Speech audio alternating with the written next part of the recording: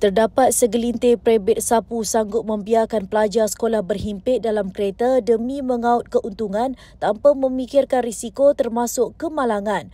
Situasi itu dikesan Jabatan Pengangkutan Jalan JPJ Negeri Sembilan dalam operasi prebit sapu yang menggunakan kenderaan persendirian untuk mengambil dan menghantar pelajar sekolah di sekitar daerah Kuala Pilah baru-baru ini.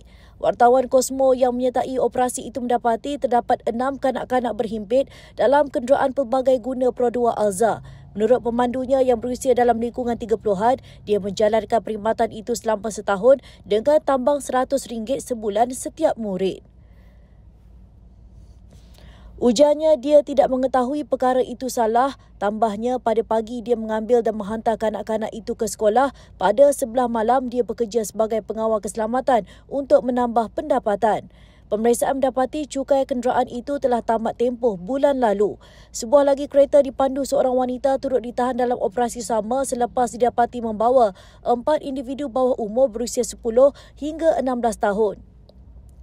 Bagaimanapun wanita berusia 49 tahun itu mendakwa dia tidak menjalankan kegiatan prebit sapu, sebaliknya mereka adalah anak dan 2 anak saudaranya.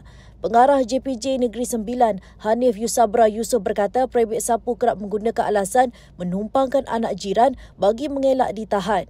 Tambahnya, sejak Januari hingga Oktober lalu, sebanyak 25 buah kenderaan dikenakan tindakan dalam operasi khas van haram.